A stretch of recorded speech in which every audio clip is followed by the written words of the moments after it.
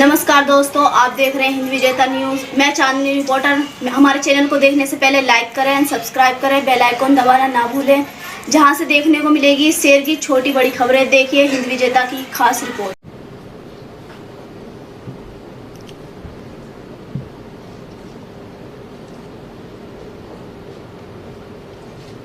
पिछले लंबे समय से देश के किसान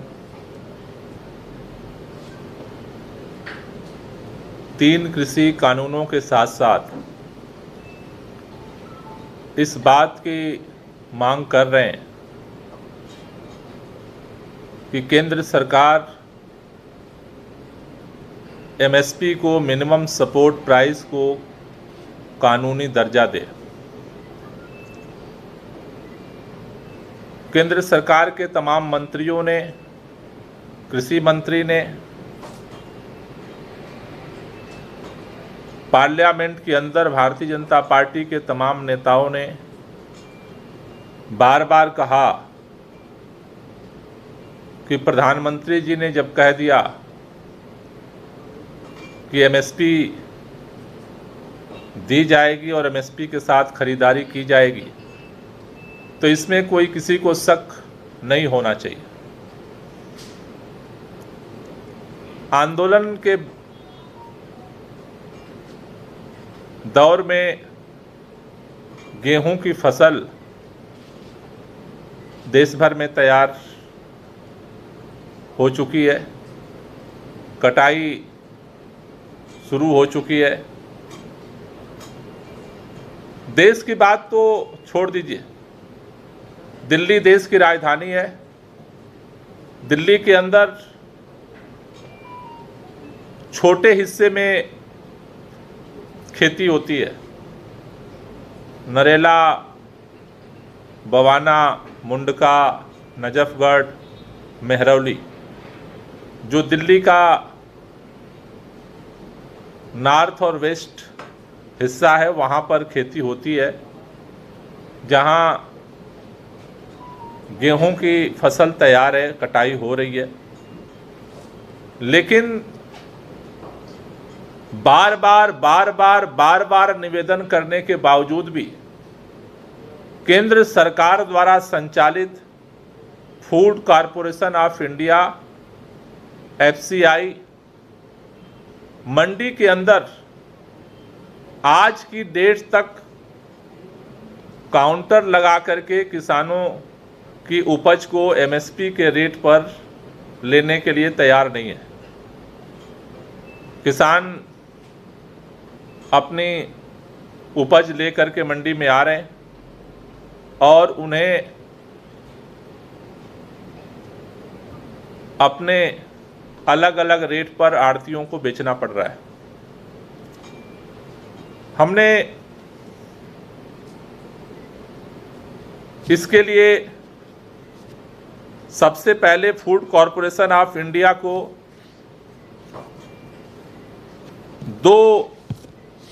11 फरवरी को सबसे पहले हमने कृषि विभाग की तरफ से चिट्ठी लिखी कि गेहूं की फसल आने वाली है और गेहूं खरीदने के लिए दिल्ली के मंडियों में आप तैयारी करें, जिससे कि सही समय पर किसानों के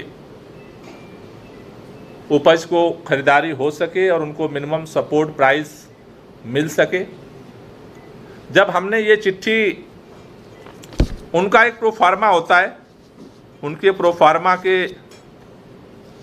अनुसार उन्होंने ये प्रोफार्मा भेजा और विभाग की तरफ से ये सारा कुछ लिख करके उनको भेज दिया गया। 11 फरवरी के बाद हमने फिर उनकी तरफ से उनको 1 मार्च को दोबारा हमने रिमाइंडर भेजा कि आप उसकी तैयारी करें। उसमें उनकी तरफ से लिखित में ये जवाब आया कि हम मायापुरी एफएसडी, शक्तिनगर एफएसडी, नरेला मंडी और नजफगढ़ मंडी में हम काउंटर लगाएंगे। लेकिन जब मैंने परसों किसानों की कई शिकायत आने के बाद जब रिव्यू किया तो पता चला कि अभी तक कोई काउंटर नहीं लगाए गए। उसके बाद 6 अप्रैल को हमने फिर चिट्ठी भेजी कि आप जहां मर्जी वहां लगाएं, लेकिन नजफगढ़ और नरेला मंडी जहां किसान बेचने आते हैं, इन दोनों मंडियों में फूड कॉरपोरेशन ऑफ इंडिया अपना काउंटर लगाए और इसकी गारंटी की जाए। सबसे बड़ी कमाल की बात है कि काउंटर तो नहीं लगे, उन्होंने 6 तारीख को चिट्ठी ये लिख करके भेजी है कि 1 तारीख से ही दिल्ली के अंदर काउंटर लग गए हैं और खरीदारी हो रही है। जब ये चिट्ठी आई तो हमने आज दोनों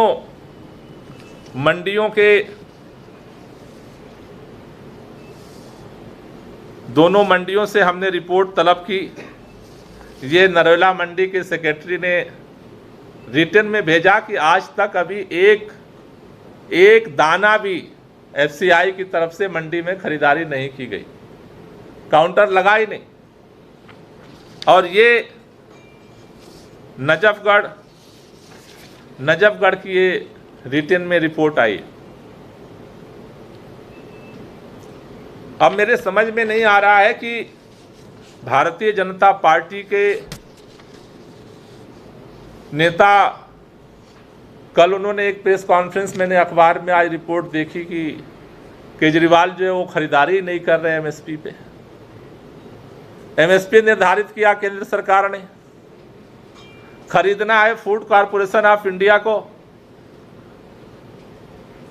हम बार बार निवेदन कर रहे हैं खरीद लो, काउंटर लगे नहीं।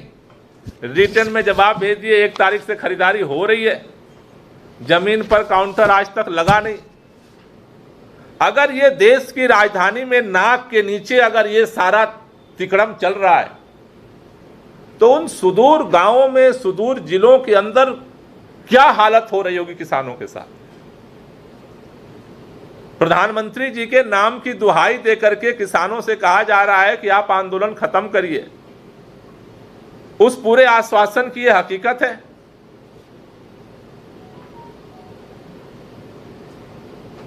मैं आज 2 मांग करना चाहता हूं।